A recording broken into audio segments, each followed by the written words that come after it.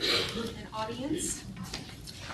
Make sure that everybody's trying to stay well informed about what the board is looking at. I want to thank Connie Shelton for acting as our secretary today. Sharon Odom is having some health issues and has been out for a few days, so Connie, thank you for substituting.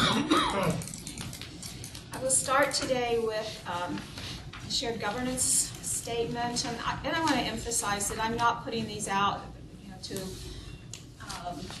try to pretend that I have any expertise on shared governance, but just as the board's ongoing effort to learn about effective mechanisms for shared governance and to try to get the campus to stay focused on it. So for this month, here's what I've written. Effective communication is one of the biggest challenges of shared governance.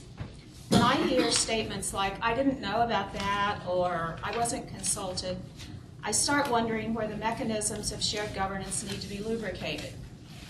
As I think about all the emails, telephone calls, committee meetings, forums, Senate meetings, memos, electronic publications, all the time and expense of trying to communicate across campus, I wonder how on earth these gaps could occur. Yet I know that they happen because we all are inadequate at times in the reciprocal phenomenon we call communication. Some questions to ask when these feelings of exclusion happen. 1, what was my role in this decision? Was it determinative, consultative, or informational? And I've talked about those designations before. 2, is it one of those decisions that within a shared governance system was someone else's purview? 3, was I paying attention to developments regarding this issue? For example, attending meetings, reading memos, asking pertinent questions. 4, if I was not in the loop at the appropriate stage of decision making, where did the communication break down? If my shared governance representatives didn't include me in a timely fashion, what can I do to help them do a better job in the future? 5, am I feeling this way because I didn't know what was happening, wasn't given a chance for input, or because I don't concur with the decision? Communication and consensus are different, sometimes dramatically so. Shared governance at Missouri Southern is fledgling.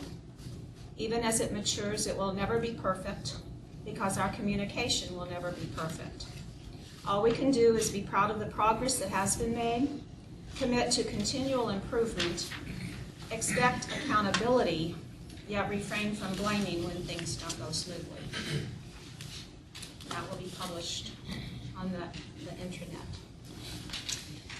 Are there any announcements? Okay. If not, I believe everyone's had a chance to review the minutes from our November 16th meeting. Do I have a motion for accepting them? So moved. Mr. Flyshaker. Mr. Ewing has seconded. Is there any discussion about those? Okay, if not, then all in favor of accepting the minutes as written from the November 16th, 2012 meeting, please say aye. Aye. Move on to reports, and we'll start as usual with our treasurer, Ms. Ice. Thank you very much. Included in your board packets are the statements from November and December of 2012, as well as January 2013. And the information I'll present today is from the January 2013 statements, as it provides the most current up-to-date figures of where we stand. The cash graph reflects the cash balance as of January 31 at $20.8 million. This reflects an increase of over $6 million compared to the prior year. I want you to be aware that this is truly a timing difference based on disbursement of the financial aid to the students. Last year at this time, aid processed on the 1st of February, and this year it processed on the very last day of January. So one day made all the difference in the numbers. I took a look at it, and when you have aid revenue of approximately $15 million with refund checks totaling over $7.9 million, it makes a significant impact on the cash difference. So after I reviewed all the numbers and took everything into account, cash is really closer to a decrease of $1.9 million. Another thing that impacts the cash is we've talked about the construction projects that we had last year, and you're going to see that as we continue through onto June. Last year at this time, we had construction projects at a little over $4.1 million, and this year we're at about $800,000. So last year we had over $3 million more in construction dollars going out, and we talked about those different projects, obviously, that were needed at that time. But it makes a difference for this year. We don't have as many dollars going out the door for that. When I move on to the statement of net assets, in both the current assets and the current liabilities, again, are impacted by the timing of the financial aid. If you look in the difference column between the 2 years, accounts receivable is showing a decrease of $16.3 million, and liabilities reflect a decrease of $8.5 million. And again, that's all the aid, and all of that will catch up to itself in the February statements. Total assets as of January 31 are at $101 million. Total liabilities are at $30 million, which leaves total net assets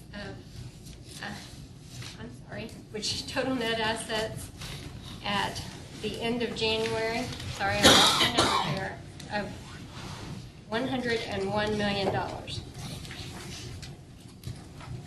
When we move to the comparative statement of revenues and expenses, we always look at the difference column, and there you'll see the total operating revenues shows a decrease of a little over $900,000, and we've talked about that number along with the scholarship number. A lot of that has to do with the Lion Pride tuition, because we have a decrease in expenses of the non-res scholarship, but we have a decrease in tuition because of the out-of-state tuition.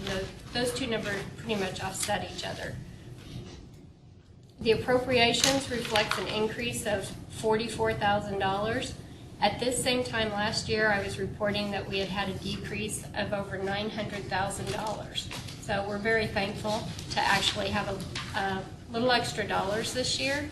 And as you know, we received notification that the governor has released some additional appropriations for this year, and we'll receive that over the next 4 months. When we get to the income and net assets, as of January 31, the current year reflects an increase of $11.1 million, and the prior year shows an increase of 11.9, which results in a comparative difference in the 2 years of a decrease of a little over $800,000. Moving from the statements to other business, I had indicated before that it was time for the university to go out for bid for professional auditing services, and I wanted to let you know the results of the bid. We sent the bid to 12 vendors. We had 4 vendors that submitted bids in return. The review committee consisted of 4 members who work closely with the auditors each year.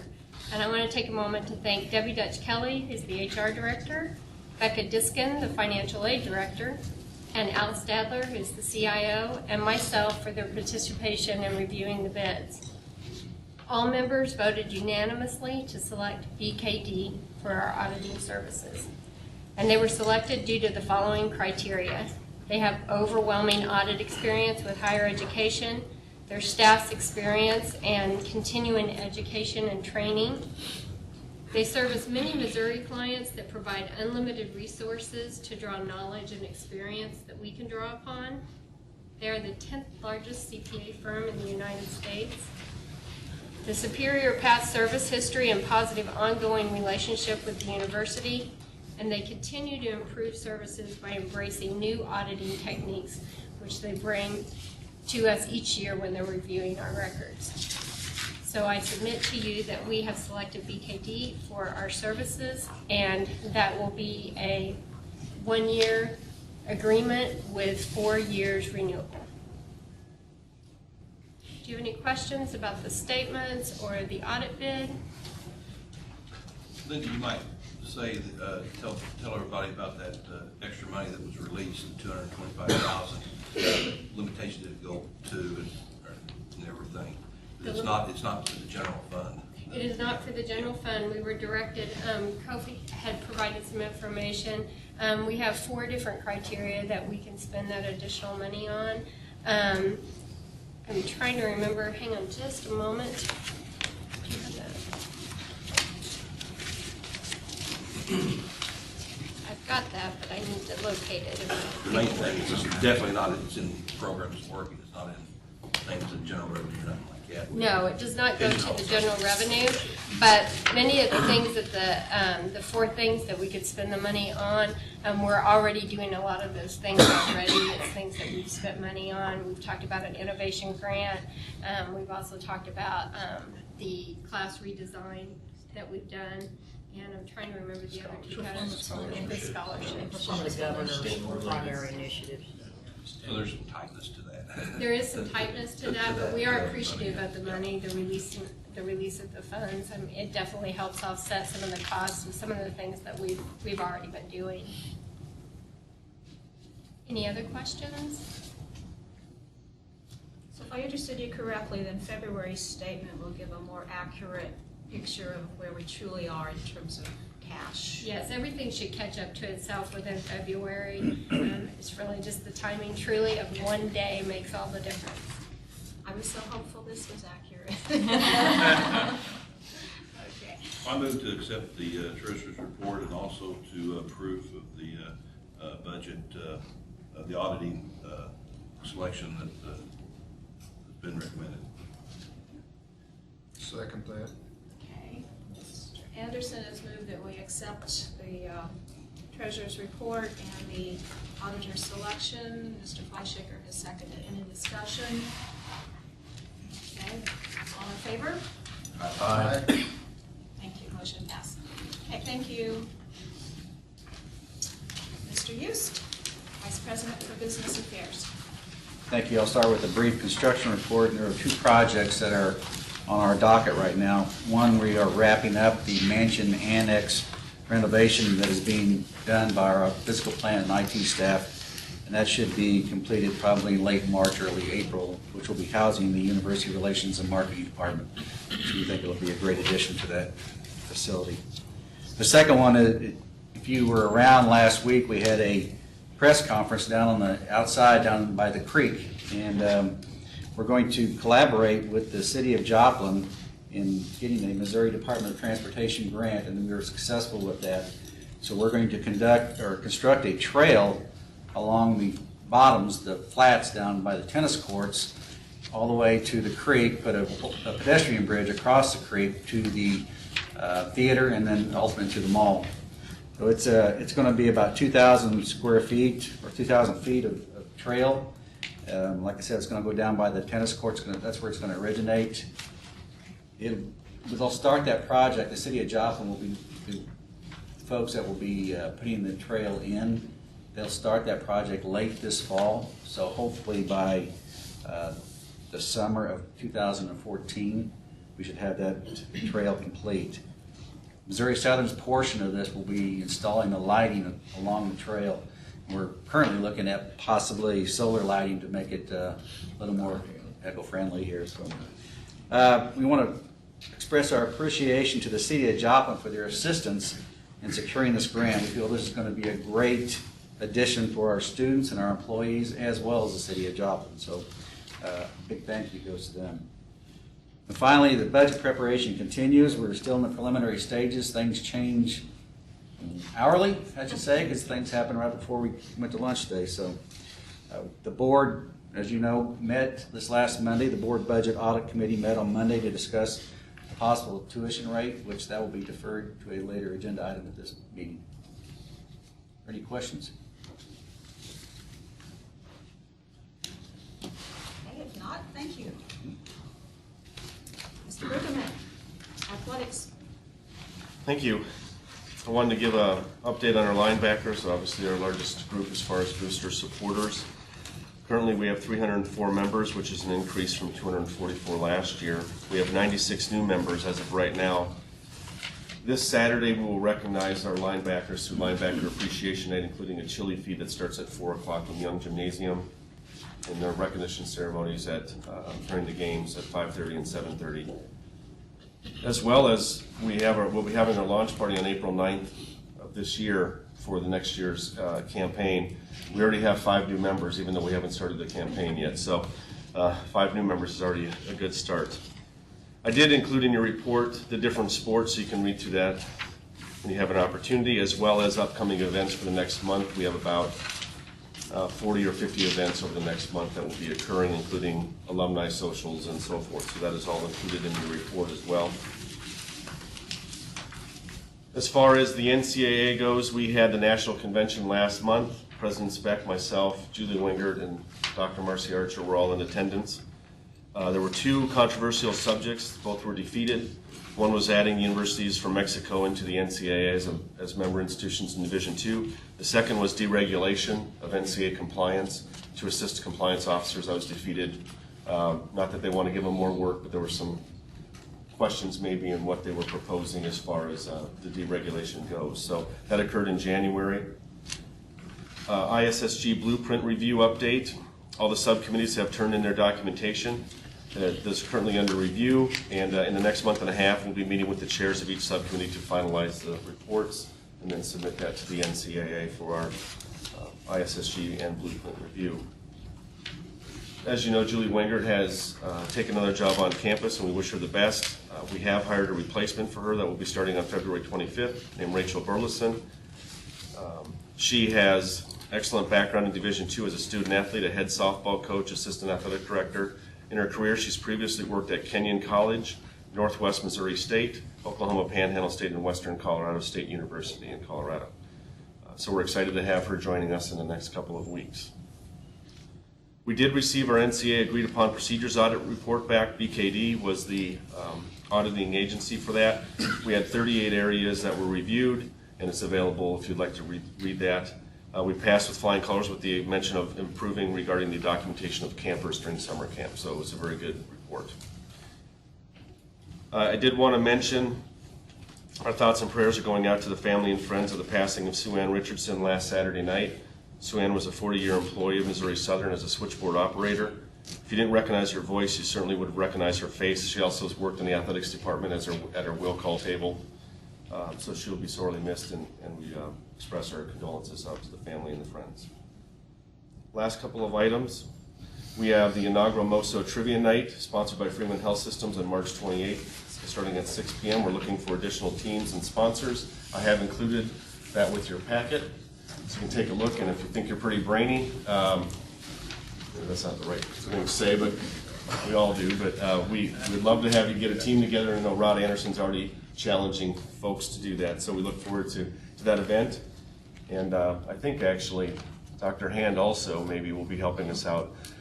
We are planning on having, I guess it's ask an expert, kind of like call a friend type activity, and we're looking to see if we can get some faculty members that would be willing to sit there and people could come up and pay some money, donate some money in order to do that. So I didn't hear that part. okay.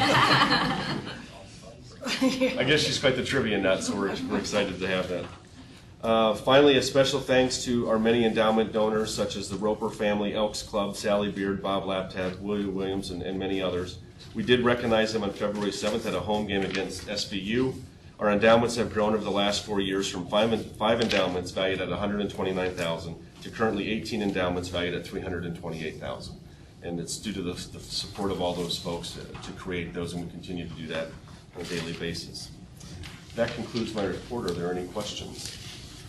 The last basketball game I was at, I think you also got all the team athletes out and honored them for their scholastic success. Which team won won it this year?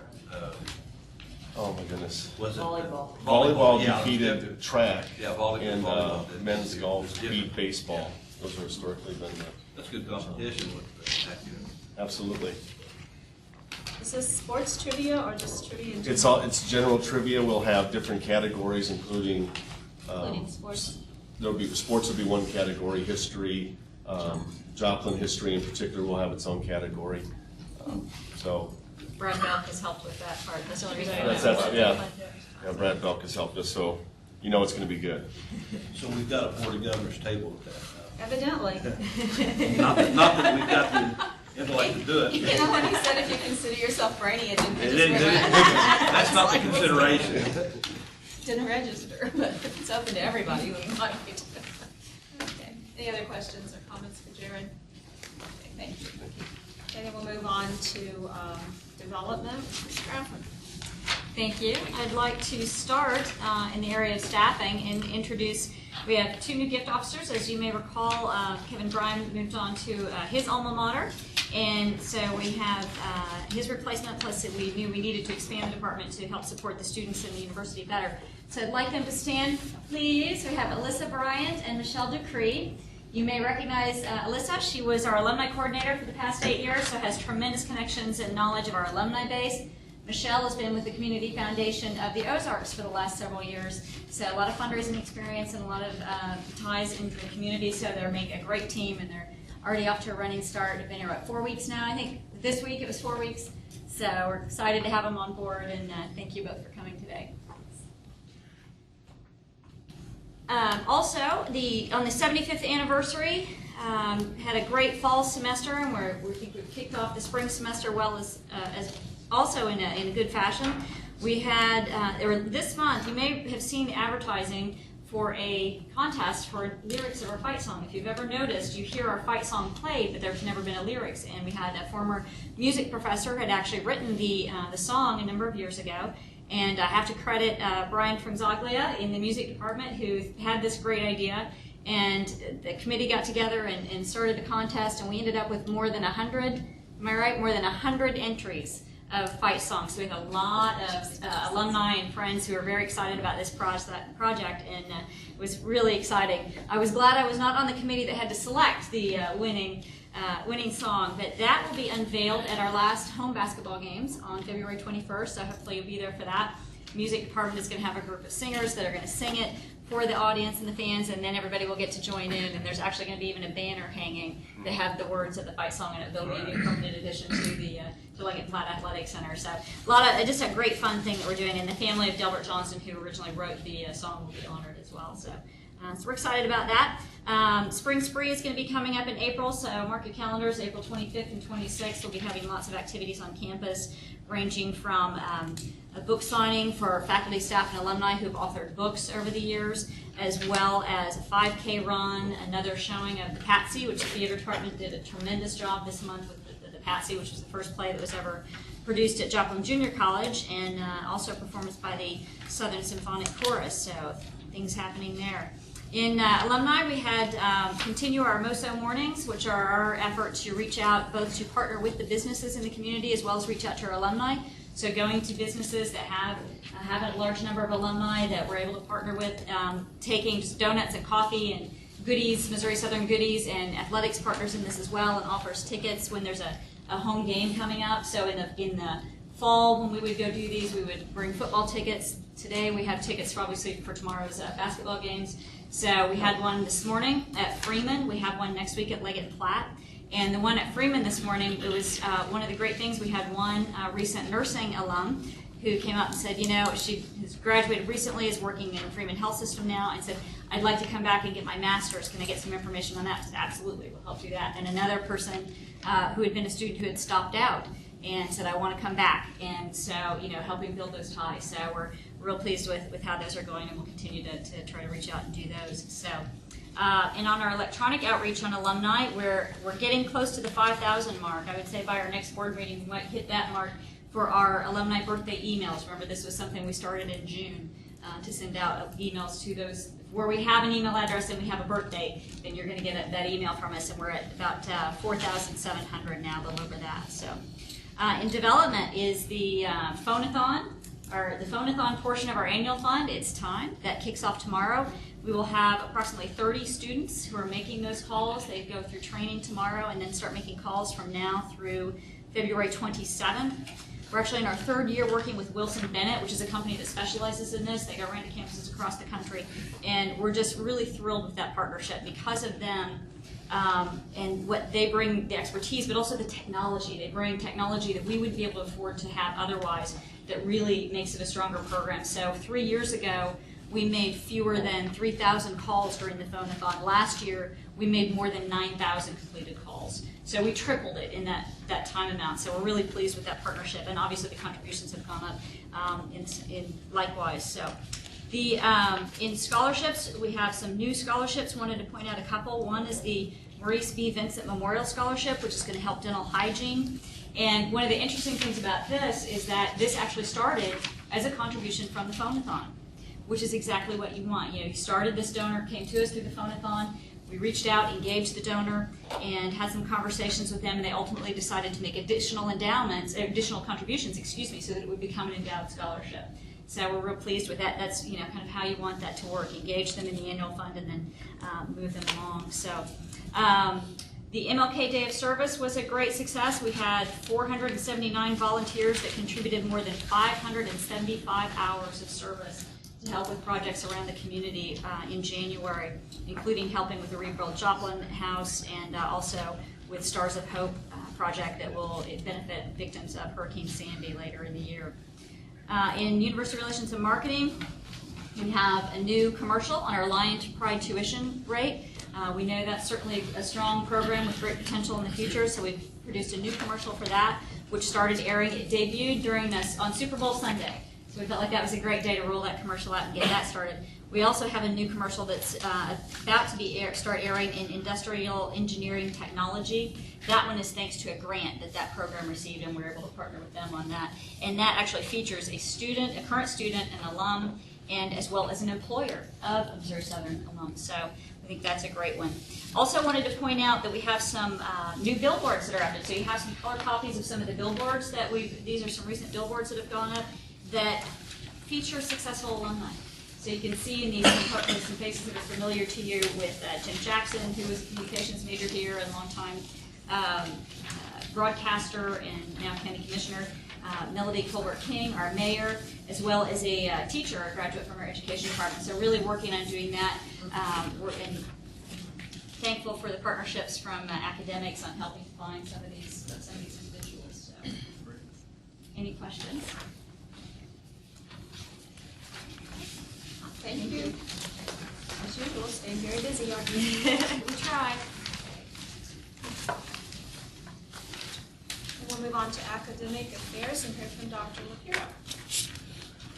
Okay, we have some from academic policies, and they've been approved by Faculty Senate, a couple reports and curricular proposals that I believe you all need to approve, and you have those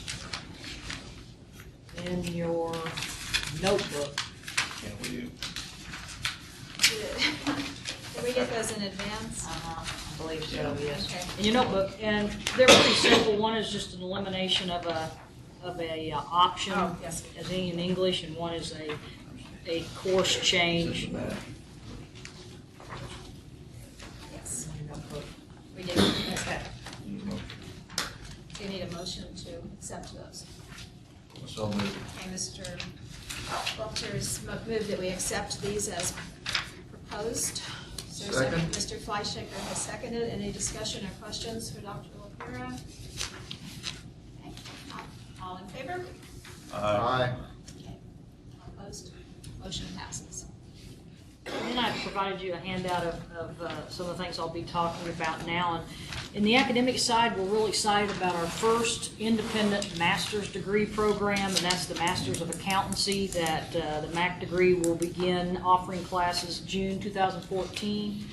First graduation class May 2015. A couple things that I think helped us in terms of getting this through the state. Our student pass rate on the CPA is comparable to the national average, and more than 90% of our graduates are employed or continuing their education.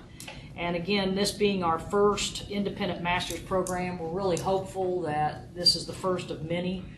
And all of our other master's degree programs, as you know, are collaborative with other universities. So we're really excited about that.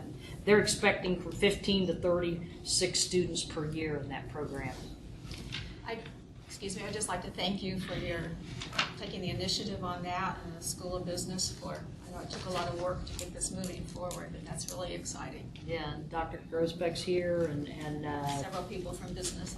Dave Smith really worked on that a lot. So yeah, we're really excited. Just this opportunity, and I know Dr. Cade's here. He's already preparing some materials that we could offer a master's degree in the area of education, so that our local folks can come to Missouri Southern and not other places. Okay. We are also excited, and Jared made mention of Julie Wingert. She is going to be our academic outreach director, and she started February 1st, and wow, Crystal and I can't keep up with her. She's going full speed ahead, and we really feel like that dual credit area is going to be an area that we can definitely grow, and of course with Noel Levitz and the initiatives on that side, trying to increase enrollment. Remember, every time we get a dual credit student, that adds to enrollment, and we really feel like there's a lot of opportunity there, and we're really going to be marketing that and getting out and figuring out why are you taking classes from UMKC when you can take them from us, and try to provide that more of a personal relationship with those faculty and schools.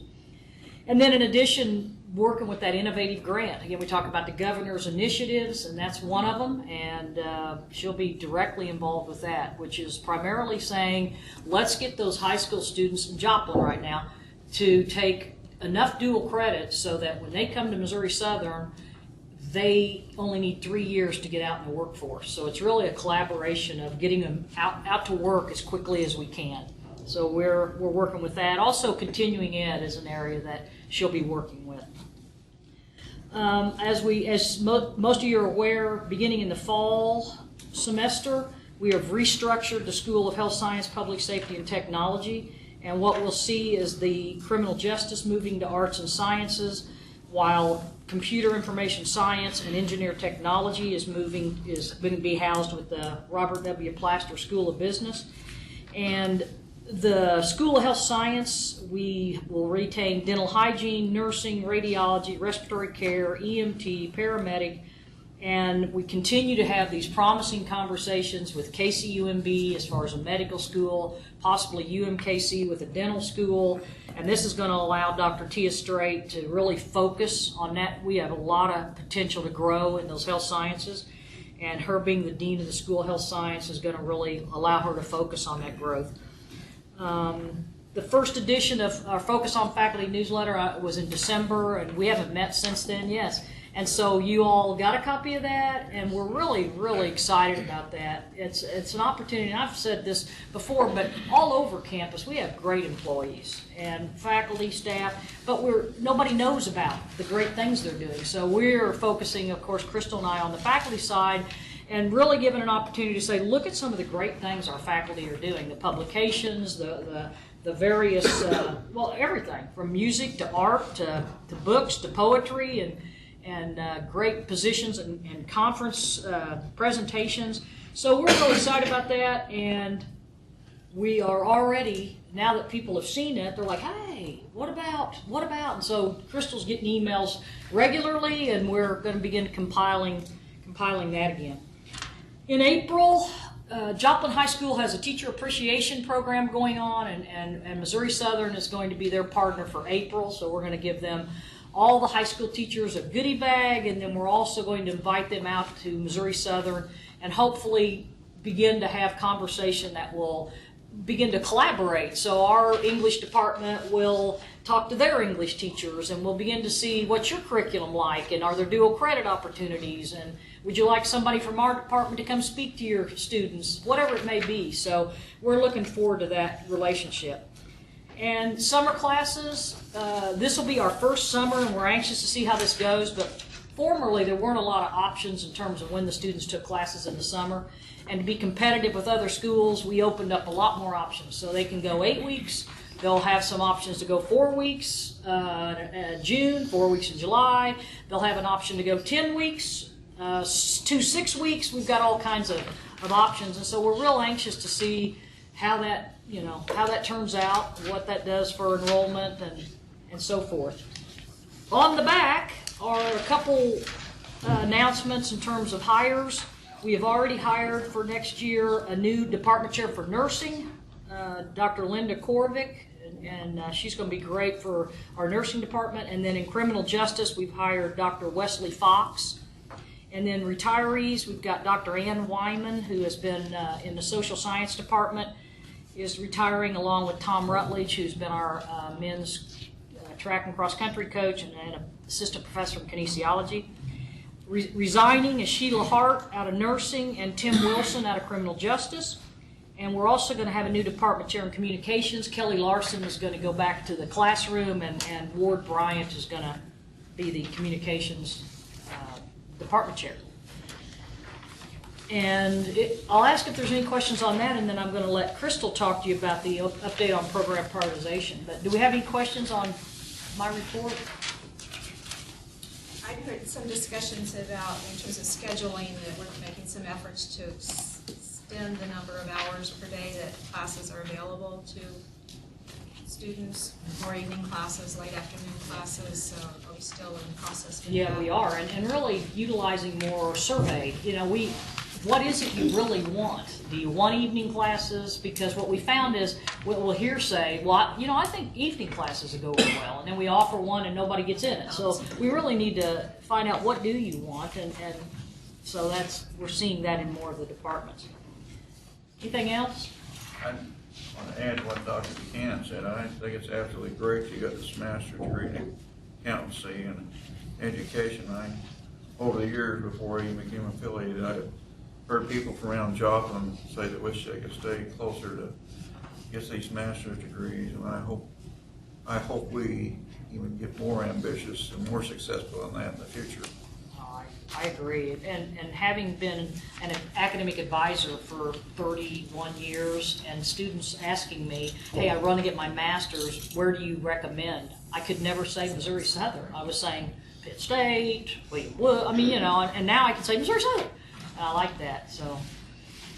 Okay, Crystal Lemons is the leader of our program prioritization task force, and she distributed a handout for you as far as an update on where we are on that process. And I will tell you that we have the task forces, and she didn't put the list of the members of the task force, but they are from all areas each area on campus, and they are working their tails off. And so I really, again, want to tell them thank you and for all their hours. But Crystal, if you want to go ahead and tell us where you're at. Okay, sure. Yeah, and I'd like to reiterate that. Actually, we have several members of the task force here with us today, and you want to Would you recognize them, please? Yes. Recognize them. There's quite a few of us here. That's fine. We'd like to see who's got this challenge. So.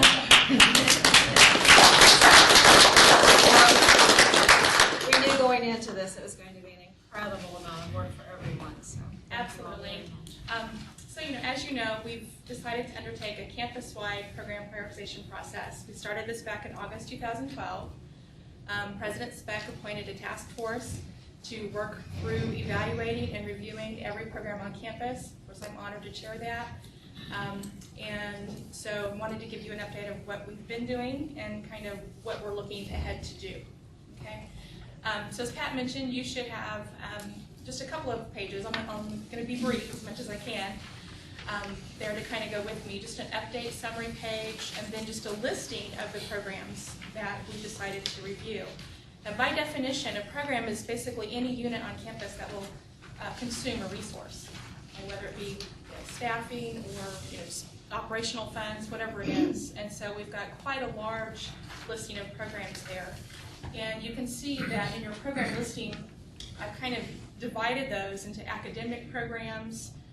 We also have customized programs.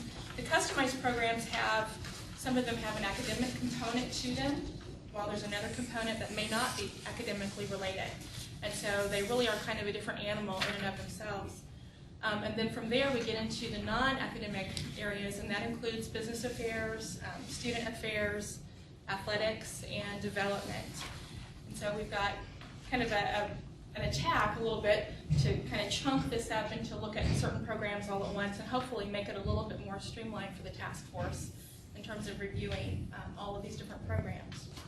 So totally, we have 126 programs that we're going to be looking at for reports. The task force has decided to start with the academic programs. And just to kind of let you know where we are now, there are 39 academic programs total. Of the 39, there are 32 that are undergraduate programs, and that's where we are now. Okay. I thought it might be helpful to give you a little bit of an overview of what we're looking at in terms of data, or what we're charged with. The goal of this task force is to review and evaluate all of the programs and really ultimately be able to make recommendations for what we need to do with that program. Okay, and at the end of the day, we'd like to be able to say that we can reallocate some resources, and we need to be able to send resources to programs that have a demand for growth. Okay, we need to be able to maintain programs that we feel are adequate, doing well, and then we also may have programs that need to be restructured, or in some cases reduced, or in other cases eliminated, depending on what the program report says. So each program, we have 5 areas that we look at for each program. And we're looking at the first one is basically program alignment with Missouri Southern's own mission, vision, and values. How well does the program fit into university? And some of these programs have been long in existence, and of course, the world moves on. We may need to reevaluate how well that program is supportive to our own mission as an institution. The second area is the program demand. This is both an internal demand for the program coming from within campus, but also an external demand from anything that's not associated with campus, so from the community or job markets, or those types of things. Program quality is a third area that we're looking at. And again, we're focusing now on the academic programs. Some of these qualifiers will change as we switch and look into the customized and non-academic areas on campus. But for program quality here, we're looking at data that pertains to students as well as faculty, as well as student learning outcomes. We're looking at the whole educational experience for a student and what that provides. We're looking at facilities and equipment, and if that is adequate or not, or what needs to be improved. Any affiliations or connections that the program might have with the environment that we have, our global environment. A fourth area is just costs, revenues, and efficiencies. Lots of financial data there. And then finally, our fifth area is potential. And here we're looking at growth potential. We're looking at also potential to support other programs on campus. We can enhance that, or just to strengthen overall the academic programs. So, of those 5, all of these things are weighted, but the ones that have the greatest weight are program quality and the demand. Okay. Now, all of the other areas will have the same evaluation areas. We'll still look at program quality and demand and those types of things, but the data that we look at will be different. I hope that makes sense.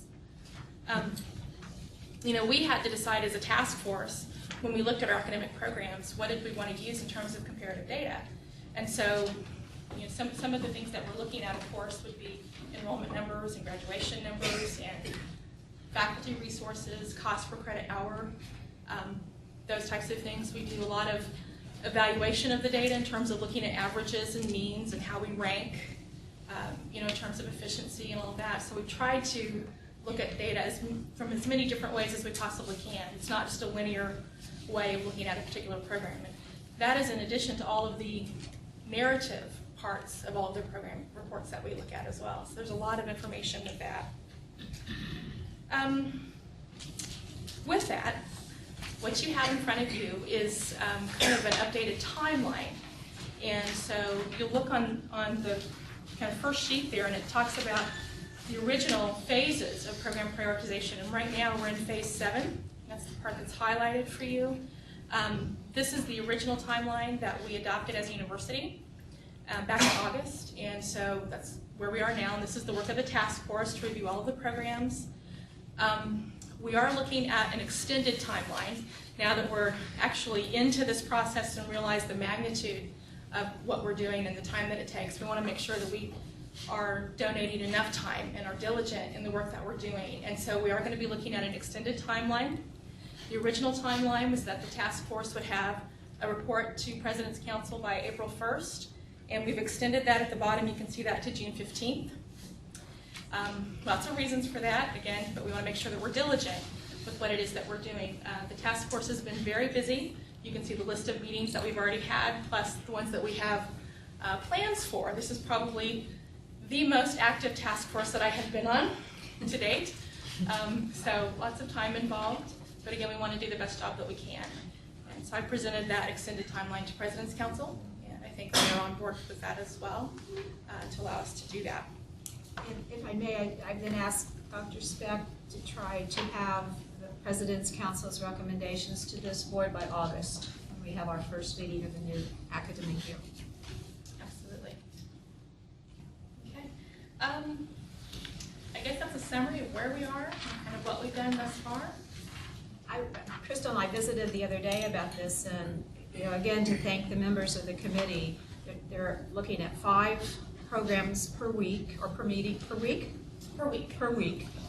And an estimate is that they're spending about 2 hours per program in advanced preparation before they come to their meetings. So we're looking at 10 hours a week of their diligent study of what's been given to them, and plus the time they're spending together. So we recognize it really is a major commitment. We thank you again for that. The other thing is, would you tell the board about accessing some of the backup information on the net? Yes, thank you. At the bottom of your page, I've listed a link there. We have an intranet site, internal to Missouri Southern, that all of our employees have access to, and it's my understanding that the Board of Governors also has access to the intranet site. And I wanted to let you know that all of our program prioritization information is available on that site. It has a complete listing of all of our program reports. So if you want to get on and are curious about any individual program, you're certainly welcome to read through that report. It also has an example of the templates that we use and the scoring rubrics that the task force members are using to score each report. So all of that information is on there. You can look and see what's involved in all of those rubrics, what the point systems are, how it's weighted, all of that is available. And that's available campus-wide as well as to the board. It's available, it's on intranet, so the entire campus can view that at any time. Questions or comments for Dr. Lemons? I'd just like to echo what you said. I think it's tremendous, the effort that is being put in. I also think this is probably one of the most important programs that we've come up with in quite a while. I would echo that, and I think the things that I've heard from the task force is that everybody, regardless of what part of campus you're from, is learning a lot as we go through each program. And our task force consists of members from all parts of campus. We have academic representation, we have non-academic representation. And so it's really a nice group to get together and have these types of discussions. I think it's been very worthwhile. Did you all notice that Crystal said it was her honor to chair this committee? Do you see why I chose her to be my assistant? She is honored to chair this committee. Good. Yes, well, we're honored to have you do it, so thank you very much. Thank you. And I would take this opportunity to remind everybody that this effort started as a board's request of administration to do this, based primarily on some budget demands, but also on the need to just relook and reassess who are we, and are we being what we say we are. And this book was the springboard for that. And if anyone hasn't at least skimmed through this book, I just ask everyone on campus to please take a look at it. There are copies available in the library. I'd be happy to loan mine, because when we come to the end of this process, it looks like it's going to be a year and a half kind of process. There are going to be some very difficult decisions that are going to have to be made. And as an example of shared governance, we want this to be as inclusive as we go, as we can possibly make it. And so far, I think we're doing an excellent job of that, but I don't want us to get to the end of it when it's time to make the really hard decisions and have people not feel like they've been a part of it. So, thank you. Okay, is that the end of your report? Okay, thank you. We'll move to Student Affairs and Enrollment Management with Mr. Fullerton. Thank you, Madam Chair. You have a fairly lengthy report in front of you, so I'll just highlight a few things to keep us moving today. Under my area of reporting, Mark Lloyd, who's currently serving as Director of Admissions at the University of Arkansas Fort Smith, has been hired as the Dean of Retention and will be starting with us April 1st. At Fort Smith, Mark is not only in charge of admissions, but the orientation program and is involved on their retention committee. And so many of you will remember Mark. He actually was on this campus for 8 years and worked on our admission staff. He's been there 6 years. He is also currently serving as president of our Alumni Association. So we'll be very fortunate to have Mark back on campus, and I think we're excited to, a lot of the different areas, including the deans, are excited to have Mark coming back to work with us on this initiative. We do have the Missouri Council of Student Affairs meeting coming up next Friday. The highlight of that will be MDHE's Deputy Commissioner, Paul Wagner, is going to provide an update as much as they can on performance funding and the status of the state budget. And so hopefully we'll have some interesting news coming out of there. The consumer shopping sheet, you have a blue and white piece, additional paper there. And I just sent this out to you to let you know some of the work. We've talked about program prioritization, we've talked about Noel Levitz, we talked about all these other initiatives. This is another federal initiative that financial aid and the business office and IT have been working with. By mid-March, this will actually be up on our website. The goal of this is to provide a one-page shopping sheet for students to look at the costs and the financial aid opportunities available to them as they investigate schools. And the federal government is actually calling it a shopping sheet because they know students are shopping around, but just wanted to get that in front of you because that's been in the news quite a bit, and we should have this up. It's mandated we have it up for the fall semester. We should have it up by spring break this semester and ready to go for fall definitely. You have some information in front of you just updating on the Noel Levitz initiatives and some of the retention committees and the leads there as well. So I just wanted to make sure that you knew that the initiatives that were coming up, and these are all individual committees, and those folks will be leading teams that are investigating each of those supporting areas. Our TRIO areas, if you remember the TRIO programs, we have 3 different programs: Upward Bound, Project Stay, and Talent Search. They really run the gamut, and they're designed to get students into college and keep them enrolled as students in college. There is not a regional workshop for those type of programs, and so our staff here at Missouri Southern took it upon themselves to set up a regional workshop. So they were host last Friday to over 55 different staff members from 7 different universities throughout the region that came here together to collaborate and examine the best practices on each of their campuses. So I wanted to make sure that you knew that. Ms. Isa talked earlier about some of the financial numbers, total aid that we've dispersed. And again, she alluded a lot to primarily the federal dollars because that was our biggest chunk that we were dispersing. But over $19 million just in the spring aid that we have dispersed. Now that could be state, campus aid, state aid, or federal aid all tallied together. But significant amount of aid processed to assist our students. So I want to make sure that you were aware of that. Last thing with financial aid, we have been selected again for a FAFSA Frenzy, February 17th, 2 to 4 here on campus. So financial aid directors and staff from throughout the region will be on our campus, and we'll host an open day regardless of where the students and their parents are looking at going to college or university. We will host this day to help them with their federal financial aid processing and walk them through it, and that was a program that we had to apply and be approved through the state for as well. So, with that said, I will leave the other remainder of pages for your review and entertain any questions. Questions or comments for Darren? Well, thank you very much. Got lots to review there, it looks like. I promise you we do that. We take these on. Thank you. I do have a question for Darren. Yes, sir. We're getting a lot of recommendations from Noel Levitz.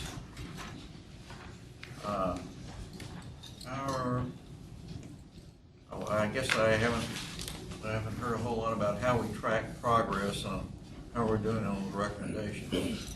We have, right now there are about 4 different action plan sheets, and each Each area of financial aid has action plans, admissions. There are some that pertain to the academic areas. And so many of those are immediate things, such as a policy or procedure. Some of those are expanding the schedule and those sort of things, so they're more long-term tracking. But we are tracking their recommendations to make sure that they're having the correct impact for us in whatever the area might be. So we're tracking.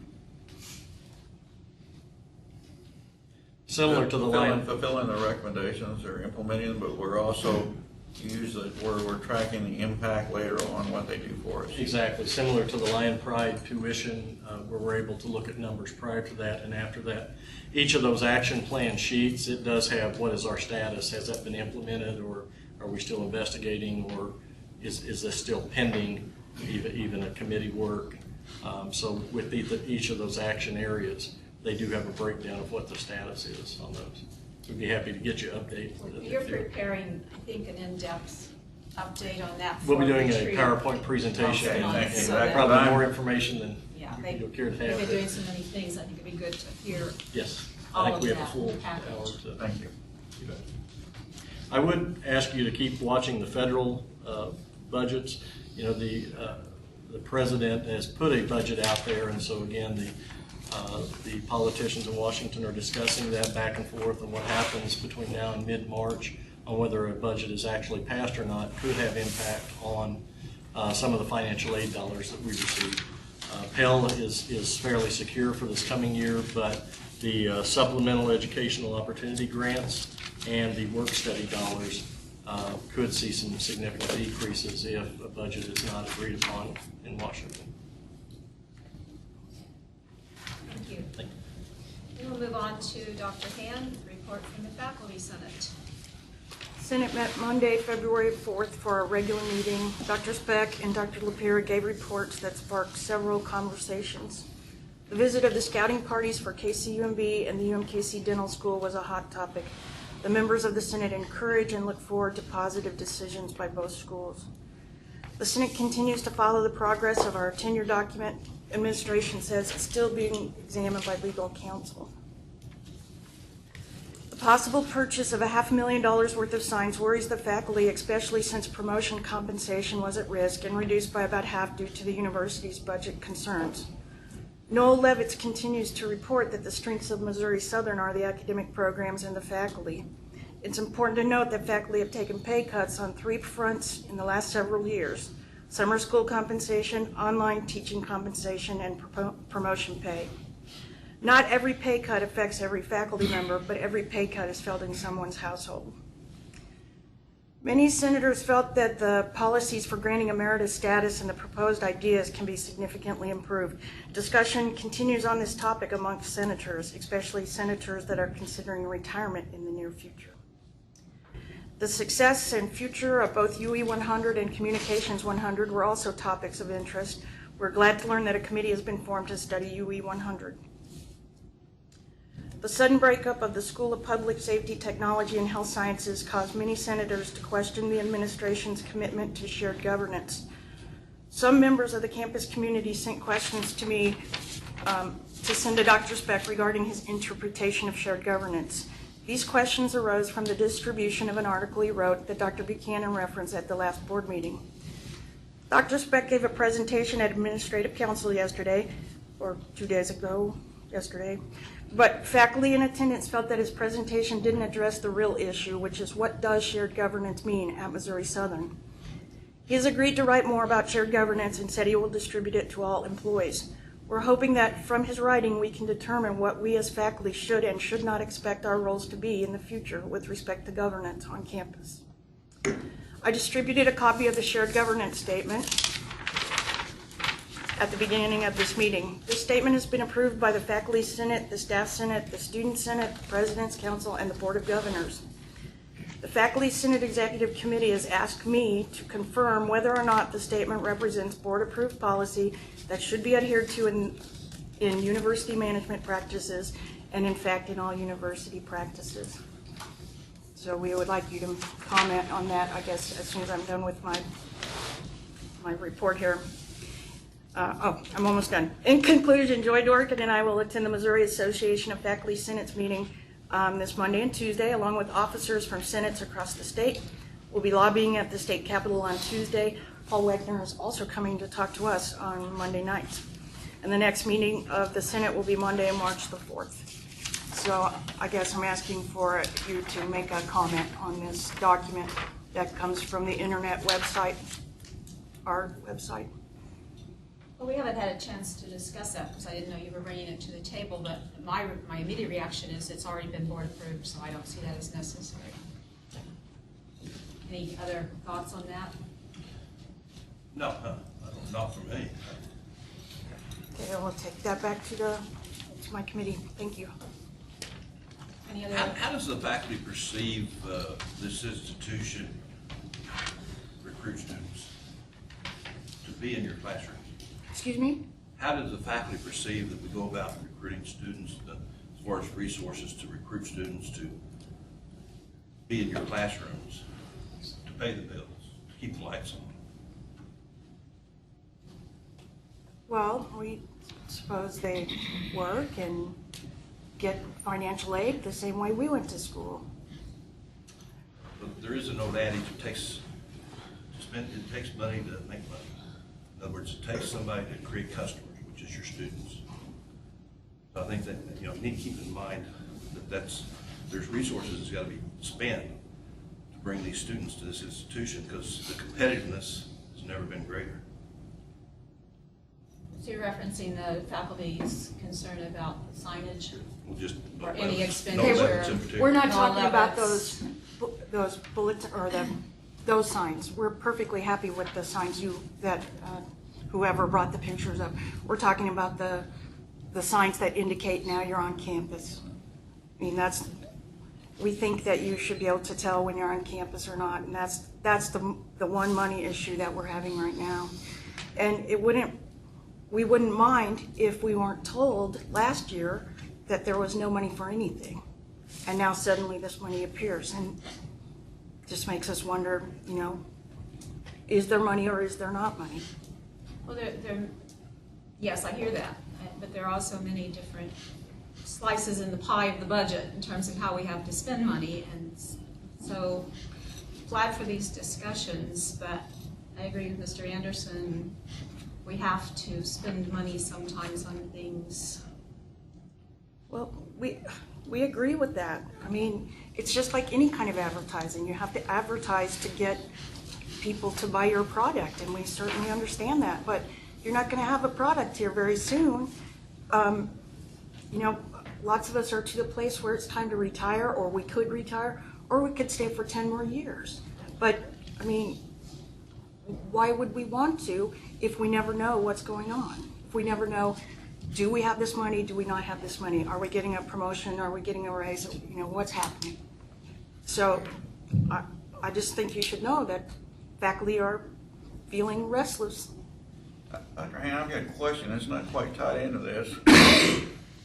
Maybe I've said it before, but I'll say it again. We have something we say around here, students first. So I'm really interested in student learning outcomes and how we're doing that. And obviously, the faculty has a direct role in that, at least to me. My question is for the faculty, what do you believe, and we're talking about shared government, what do you believe the faculty's role is in improving student learning outcomes? Not for the answer, just for you to think about and then maybe comment on later. That's always your theme. I'm on that, I guess. Well, as we all should be. I because honestly, it's to tell you it's what we're here for. To tell you the truth, I believe that we're here for two things. One is to focus on student learning outcomes because the students are the product of this university. And we want to make sure they're successful when they leave here.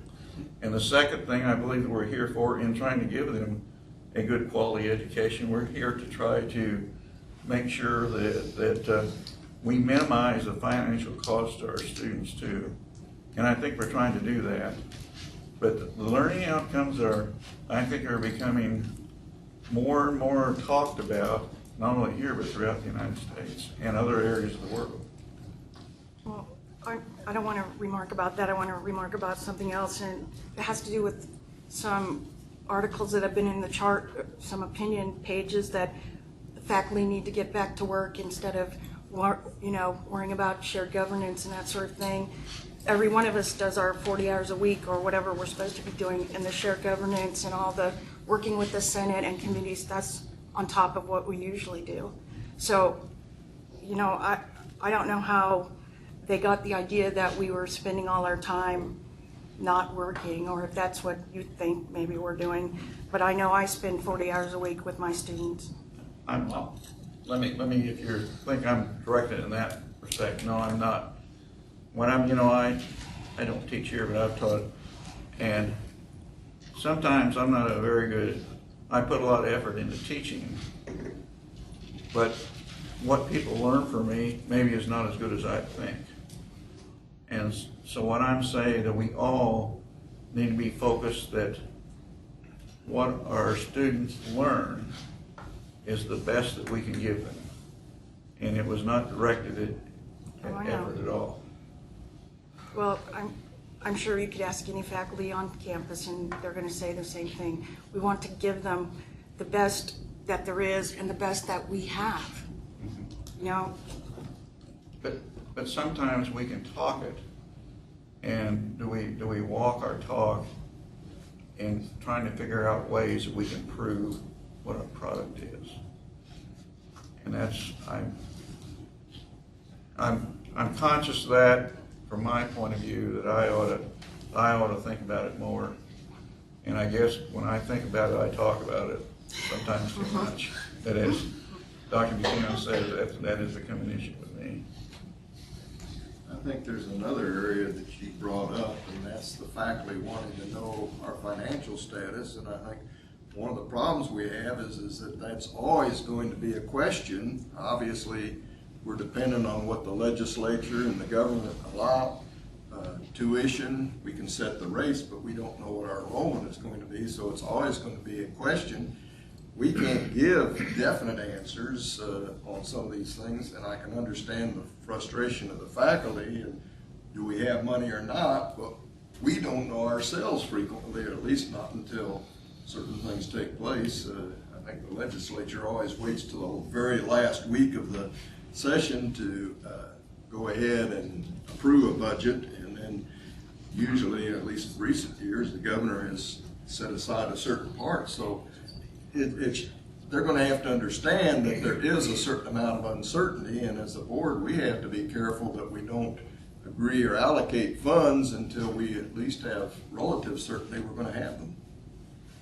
Well, I know that since I've had to come to these meetings, I certainly know a lot more about budgets and what they do and that sort of thing. But what she says and what we hear other places is not always exactly the same. So that's maybe the confusion.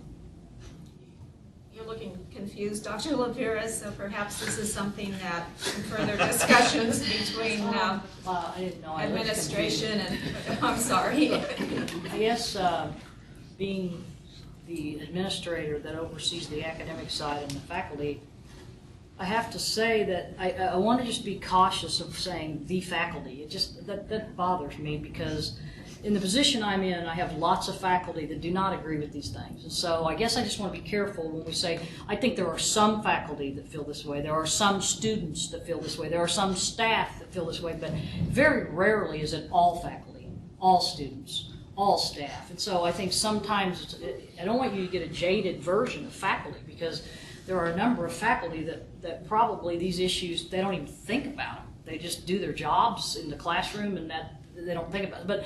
But so I guess my confusion is that I was probably one of those faculty that didn't really think about this stuff. I just wanted to come to school because I liked it. But I will say that I didn't change any of my opinions, but yet I moved my office and suddenly I'm the enemy. And I don't know where that comes from, because I never thought of it that way. I just thought, I'm here to serve Missouri Southern. So I guess what I'm saying is I just want to be careful and preface with, not all faculty have these frustrations. And in fact, I think I'm a little bothered by when we say the faculty. I would like to know, ask all the faculty. Before we say none of the faculty, and use this gateway sign, I don't care, whatever. none of the faculty want that. Well, how do we know that? Did we ask every faculty member what they thought about that? Or none of the faculty want this? And did we ask it? Until we ask every one of them, I don't think we can make those statements. And so I just want to clarify that, yes, I understand there's some faculty concerned about these things, but I don't want you to think it's all faculty, because some faculty will come to me and feel bad that you have a negative impression of them when they don't even believe this. And so I just want to clarify that. Okay, then I need to add to that, and that's the fact that we are the representatives of the faculty. We've been elected by them, and we talk to the people in our buildings. Maybe we don't ask every single person, but we don't come to Senate and just make up stuff that sounds good to us. So that's all I want to say about that. Mr. Ewing? Dr. Hand, on the issue you raised with the shared governance statement of philosophy, principles, and goals, it is what this board expects of our administration. The fact that you have raised it as an issue in your group, in your Senate, suggests that there are some issues that underlie your query. Obviously, we can't bring them all to light here right now. But if there are issues of shared governance, there is a mechanism where we hope that the self-governance process will be building and improving on itself. And I would encourage you to enlighten those that you need to enlighten about what it is that underlies why it is you have raised this issue, so that it can be addressed. Now, I have some other general comments that not necessarily related to this. I may bring up that, you know, this is what we expect. Us too. This is what we expect. That's what we think should be happening here. And again, on the retreat agenda, when there's more time for more in-depth discussion of some of these things, we've set aside some time for the new standing committee on shared governance that's being formulated to come, and anyone else who's interested, so that we can continue learning together and discussing and figuring out, and as I said in my opening remarks, we're going to have to continue lubricating the mechanisms. We're getting this process started, and we want to continue doing that in an atmosphere of mutual respect. And that's all we can ask of ourselves, I think. Dr. Buchanan? Yes. One comment. You all heard me joking earlier. I'm number 7 out of 8 children. And very seldom did my entire family get along at one time. Most of the time we didn't get along, in one room. The one thing that I'd like to have come out of this conversation is, regardless of disagreements, and unless Taylor wants to correct me, or Michael, or one of our other students here, it does come out from Noel Levitt's. We have quality academic programs, and our students are getting an outstanding education at an affordable rate, as Governor Walters said. And so I think as long as we keep that in the forefront, all of these other issues can be worked out. But I want people leaving this meeting today to remember outstanding academic programs at an affordable education for our students. And hopefully that would be echoed by our students here.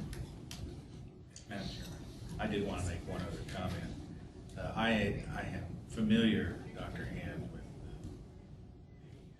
the opinion pages of the chart. I don't know where that comes from either.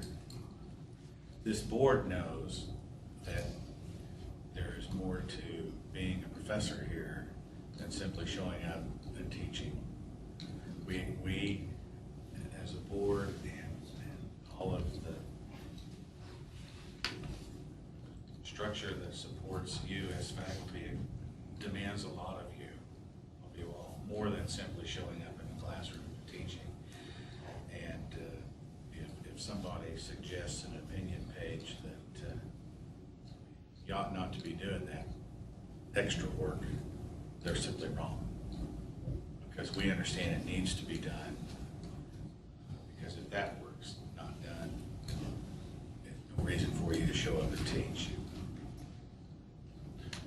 Yeah, I'd like to echo what Governor Ewing said, because when you mentioned the 40-hour situation, I don't think there's a single soul on this board that thinks that the faculty shirking their responsibilities, because I've talked to graduates that come out of here and people that are in the classrooms teaching at various high schools, and they're all, and we graduate top-notch individuals. And out of that budget meeting and that discussion, I'm going to preface all my stuff. The main thing that came out of that was value and quality at this institution, and I can't reiterate that more firmly. So that is a misnomer, and we do not operate out of an opinion page chart. I haven't read them yet, but again, I echo this. I don't know where that would, you indicated that you thought some of us might think that. Not in our most naivete would we think that you only work 40 hours a week or only teach. I also want you to know that we know that you're doing this on your free time, and that we appreciate that too. That we know you don't have to be here and you don't have to care, but you still do. And so we respect you and thank you for that. I will say, you know, that I'm looking at the words of this past staff, and I think there's some important words in here. Ones that I like are open dialogue and candid communications. And so part of our, obviously our job is to listen to everybody here on the campus. So I am thankful when somebody has an opinion and they share it with us. Okay,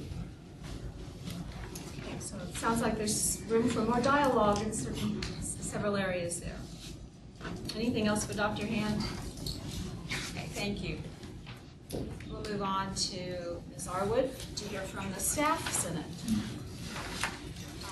As we continue to work on communication, we again stress to our fellow staff that we are here for any of their concerns.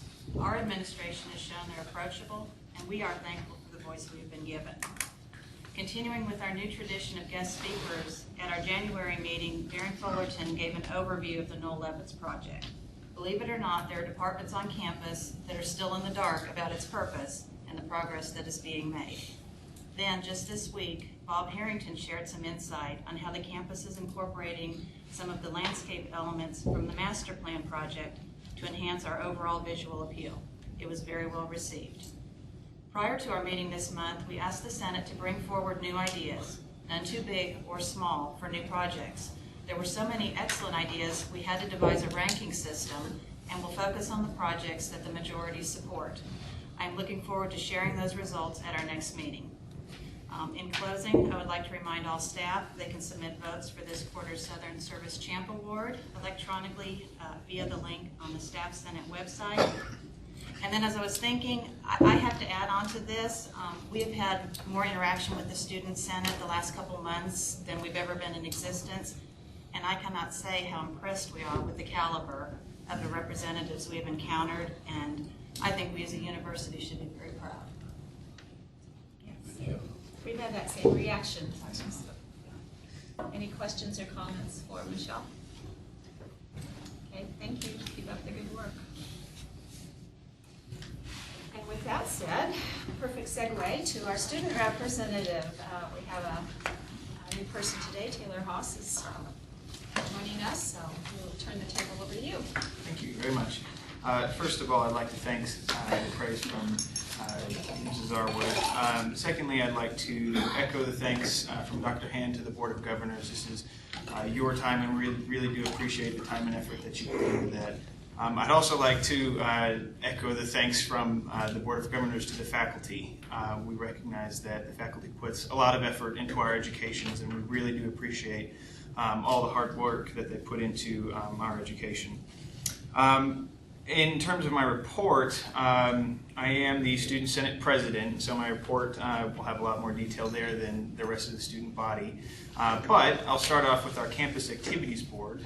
They hosted their Lions Roar, their Spring Lions Roar, which is basically a showcase of all the clubs and departments on campus. Approximately 40 clubs and departments were represented, and approximately 150 students showed up to get all sorts of information, and it's a really good recruitment tool for those clubs and departments. The Campus Activities Board is also going to a conference in Nashville. I believe they leave tomorrow. They're going to bounce ideas off of different campus activity boards from across the nation. And personally, I believe that they're going to represent us, Missouri Southern very well. In terms of Greek life, the Kappa Alpha Order on campus received the Marshall Award, which is basically a recognition by the rest of the Kappa Alpha orders from across the nation that ours was the best. They use all the things that make a fraternity to come to this decision: GPA, philanthropic events, that kind of thing, and basically recognized our Kappa Alpha Order as the best in the nation. So the Student Senate would like to commend them on that. In terms of the Student Senate, the past couple of years there has been some inter-Senate tension. There's been a lot of drama, a lot of friction between the students on the Senate. And so as soon as I took office, I decided that I wanted to do things to unify our Student Senate, to diffuse the tension, to get us all comfortable with each other so we can move forward with business. And in that pursuit, we are doing things like taking a trip to Jefferson City on the senior assessment day. We're going to take a trip of no business, no lobbying. We're just going to go up and we're going to meet our state representatives and take a tour of the Capitol and that kind of thing, just so we can get to know each other and strengthen our Senate. We're also going to send a delegation to the Washburn Leadership Challenge event, which is basically an event that Washburn University puts on. It's a competition between several universities in the area where we get together and show our leadership skills through a simulation. And I believe that'll be another event where we can really strengthen our Senate. There are only a few projects that Student Senate is tackling this semester, and I'll get to why here in a second. But one of them is a mural project that we're hoping to put on. We had discussion about this last Wednesday. We tabled it and we'll discuss it next body meeting, which will be the week after the 20th. And basically what it is a community-driven mural project on the wall of the tunnel connecting Dormside to the parking lot. I don't know how many of you have been through that tunnel or have seen that tunnel, but it's dirty and it's dark, and so we're hoping to clean it up and get a mural painted on that wall. Secondly, we're putting on St. Baldrick's Day, which there's a bit of information in Darren's report about that, but basically it's a philanthropic event that Student Senate puts on to raise awareness and funds for research for childhood cancer. It's individuals like Dr. Dorkin sign up to be shavees, and they get sponsors who sponsor the individuals to shave their heads in support of children going through radiation treatment. But there'll be food, there'll be games, there'll be shavings, and it'll be just a fun night for Student Senate and everybody who's in attendance. Why we're only doing a few projects this semester. Last semester, as part of the tension that we had experienced, there were several things that came up within the Student Senate's bylaws and constitution. There were certain conflicts and contradictions, and so I created the bylaw committee to go through all those conflicts and fix them. And so we're amending our bylaws, we're amending our constitutions to more adequately reflect our Student Senate. And the bylaws committee has three main goals. First of all, to fix all the conflicts, to make sure that our constitution and our bylaws match up. Secondly, to write down all the different procedures and structural things that aren't written down. Just in case there is conflict in the future, we have it written down, this is what we do and this is how we do it. And then finally, to write down some things that we don't do that maybe we want to do, or get rid of things that we do that we don't want to more adequately reflect our current Senate. I mean, when these bylaws were initially written, they didn't have our Senate in mind. One of the things about the Student Senate is that it has a very high turnover rate. I mean, we're only here for 4 years and then we get a new Senate entirely. And so we created that committee to do those things so we can kind of fix the internal affairs of our Student Senate. So next year and the year after we can go conquer the world's problems with a better foundation. So if there aren't any questions about my report, I'll conclude. Thank you. Questions, comments? Thank you very much, and again, welcome.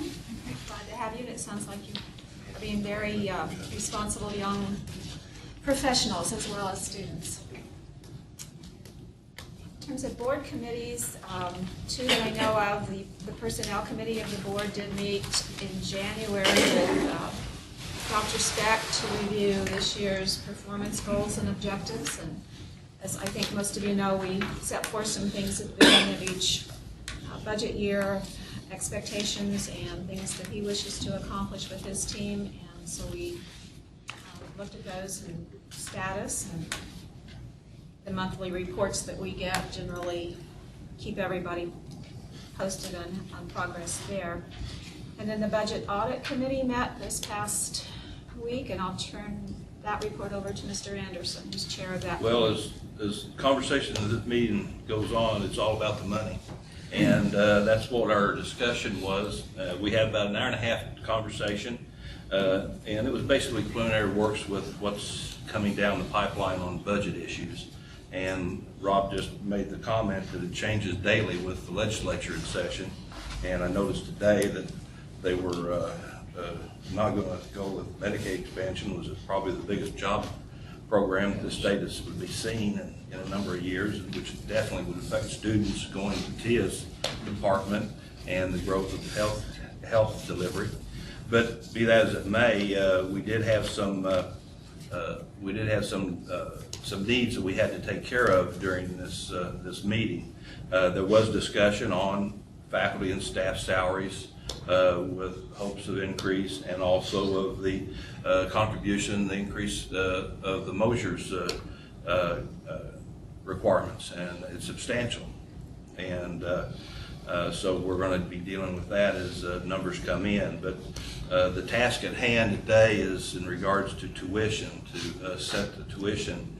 And the CPI index determined that we could raise tuition at $3.72 a credit hour for in-state tuition, and that would be $7.44 for out-state tuition.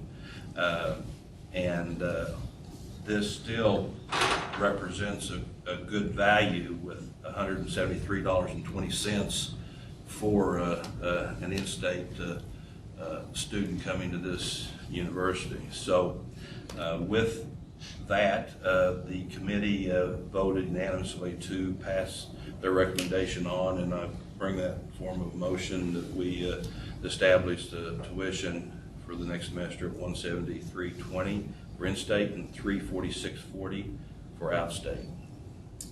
Mr. Anderson has made a motion. Is there a second? I'll second that. Mr. Fleischaker seconded. The motion is brought forth from the Budget Audit Committee. Any further discussion? Questions? Okay. And then all in favor of accepting this motion, please say aye. Aye. Opposed? Okay, motion is passed. Anything else from your committee? Other than the fact I'm sure we're going to be meeting probably monthly for the next couple of months, and then we'll be bringing what we find next month. And I would just personally like to say thank you to Dr. Dworkin and Dr. Hand for coming to that meeting. These meetings are open. I was surprised a few weeks ago when somebody told me that they didn't realize that board committee meetings were open to the campus, and they are.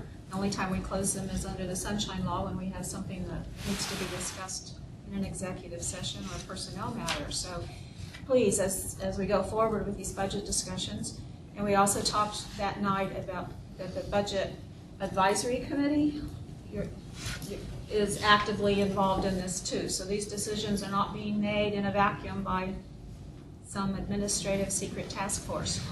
Let's all stay involved. Okay, Dr. Spex, time for your report. Thank you. Much has happened since our last meeting in November, especially because the legislature is now in session and the governor has produced his budget for fiscal year 2014. The governor's budget allocates $34 million to higher education, and MSSU is given $756,000. That figure is after the 3% withholding the governor takes. Although we are constructing a budget by plugging in that amount, we will not know for sure what higher education or MSSU is getting until the budget is signed into law sometime in May. We will certainly maintain contact with our legislators and our lobbyists as the legislative session progresses, So we may have a greater sense of what the final numbers will be before May, but we build a budget each year based on a variety of assumptions that may or may not pan out.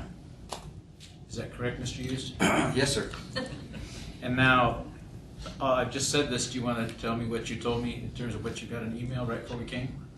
Well, you made a comment of the $756,000 additional appropriation. The House Education Appropriation Committee came out yesterday, I believe, that they would recommend that not be the case, that we would get around $444,000. So before even we had the budget meeting last week, our thought process is going to have to change by $311,000.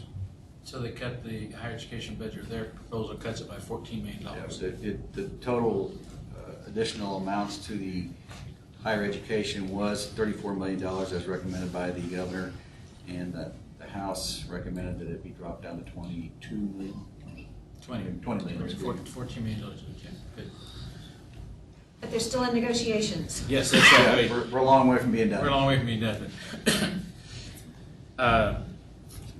So there are a variety of assumptions that may or may not pan out. For example, we know what Southern can charge per credit hour under Senate Bill 389, and we assume that we will have the same number of students next year that we have this year when we construct the budget. We never assume that we'll have more students, even if we have a good idea that enrollment might increase. We are conservative in making budget estimates. Given our assumption about enrollment, we estimate that next year we will increase tuition revenue by $350,000. We know that Mosier's, the state retirement system, will bill Southern for $550,000 more than last year's bill. So by simple math, the difference between the tuition increase and the additional Mosier's cost is a negative $200,000. And that's before we add any additional costs, such as increases in utilities, health care, and salaries. If, for example, the board entertains a 2% raise, please don't get excited, I'm only using that as a possibility, for all faculty and staff, which would amount to about $800,000, the $756,000 the governor has added to his budget for Southern would be zeroed out. We would still have a negative budget. To arrive at a balanced budget, we would enact severe cuts. Just as a passing note, when I arrived 5 years ago, a 1% increase in salaries and benefits for all our employees was $300,000. Today, after 4 years of no raises, a 1% increase is $400,000. Thus, the benefits portion of employees' compensation has increased considerably, and I do not see how Mosier's can continue to provide a defined benefit package when the cost of doing so is causing state institutions to pay a hefty part of their budgets to an outdated mode of compensation. But fixing that is a legislative issue. Besides the proposed increase to Southern's budget, the governor and the legislature appear to be in agreement about the need to provide bonding for higher education infrastructure. Again, how much will be allocated to higher education and how much will be given to Southern are open questions. Indeed, talking about a bonding issue is only a preliminary step in determining the details of state bonding. So I am uncertain whether a bonding issue will materialize. I hope it does. And I hope Southern would have sufficient funds to rebuild or renovate Reynolds Hall. That's the first project on our list. The $750,000 the governor has proposed for Southern is based on the performance funding model agreed to by Kofi, the governor, and various legislators. However, a joint committee was commissioned by the legislature last year to develop a funding model for higher education. The joint committee was tasked to report back to the legislature no later than December of this year. From all indications, the joint committee has a report ready and is now seeking to introduce legislation regarding the formula it has developed. I want to make sure I'm absolutely clear about that. The joint committee is composed of legislators. Their job is to produce this report. Then their job is not to produce legislation. Their job is to produce a report. But some of the same people on that committee are the ones who are going to create that legislation for this proposed legislation. They want to make that clear to us, and I want to make it clear to you.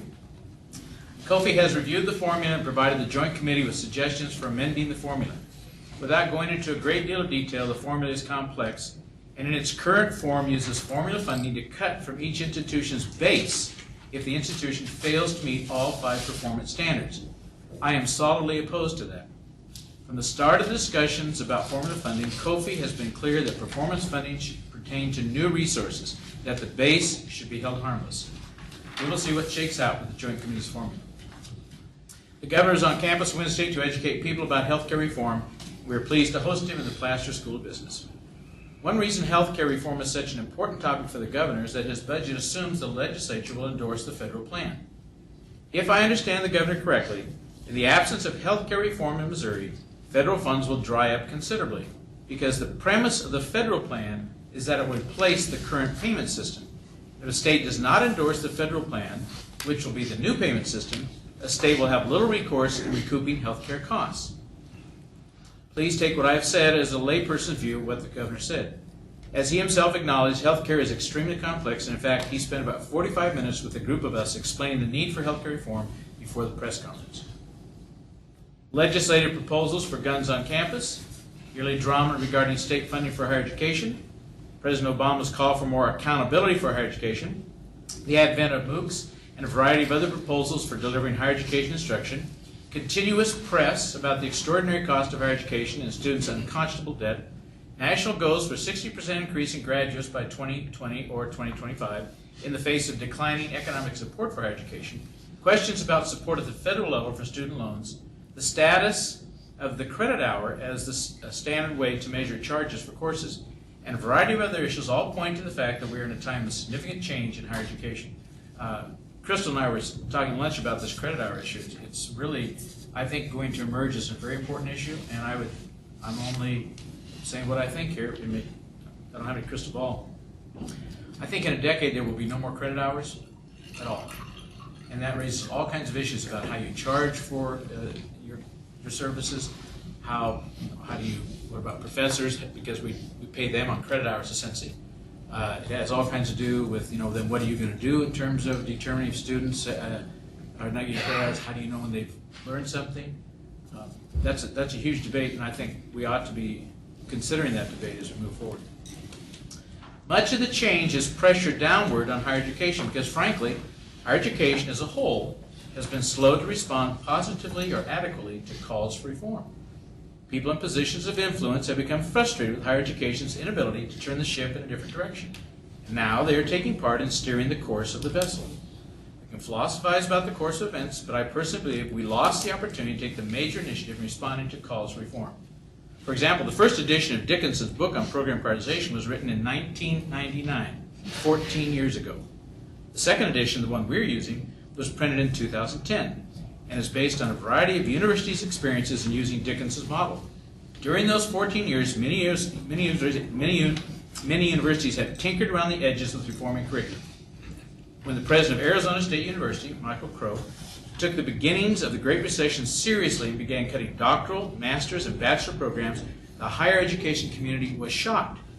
However, he was proactive in dealing with a major crisis, and I think he did the right thing. We simply cannot continue doing business as though we will get through the current crisis and return to the good old days. I believe we're in a new era that requires us to change dramatically to survive. And the ultimate question is not whether we like the change. The ultimate question is whether we will change to be viable. Program prioritization is just one example of the change the board understands is necessary for Southern to thrive. Recommendations from Noel Levitz are another example of the change we need to embrace. And the change we're going through requires so many willing hands that I'm at a loss to cite many individuals who are working their day job and serving on committee after committee. I am deeply grateful for their dedication to Southern, and I've kept the board informed of the mammoth effort we are making to turn the ship. We are hard-pressed on many sides, but we are persevering, and I believe we're going to thrive because of everyone's efforts. That concludes my report. I'll try to answer any questions. Questions? Comments? You don't always bring this pleasant vision, but it's a vision and we need to be real about it, don't we? I think so, yes. Yes. It doesn't help to not deal with reality. That's right. Even though that's more pleasant Yes, sometimes. right. Okay, is there any old business? And Dr. LaPira, we took care of your academic policies, right? Oh, did I do that? That's okay. That's okay. You No, it's all right. don't have anything else, right? You got it done. Okay.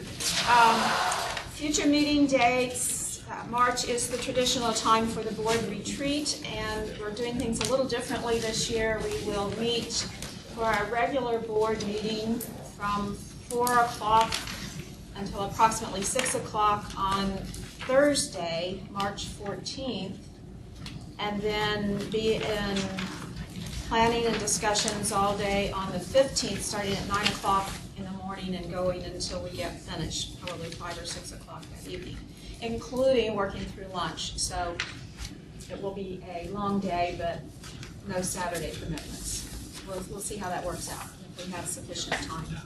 And if we don't have sufficient time, we'll carry things forward to future meetings, so. And the dress Dress for Friday is will business be casual. business casual. Okay, thank you. We do need to meet briefly in executive session per revised statute Missouri 610.021 subsection 1, relating to legal actions, causes of action, or litigation involving a public governmental body, and any confidential or privileged communications between a public governmental body or its representatives and its attorneys, as well as subsection 2 for leasing, purchase, or sale of real estate by a public governmental body where public knowledge of the transaction might adversely affect the legal consideration therefore. So I need a motion to move us into executive session, please. Mr. Ewing, moved. Second? Second. Mr. Walter has seconded the motion. I need a roll call vote. So, Ms. Shelton, do you want to do that for us, please? Bill Anderson, Yes. Sherry Buchanan, Yes. Lynn Ewing, Yes. Jim Fleischaker, Yes. Richard Walter. Yes. Thank you. So that concludes this section of our meeting, and thanks again for everybody coming. Connie, what room are we in? 343. 343. Okay. Thank you.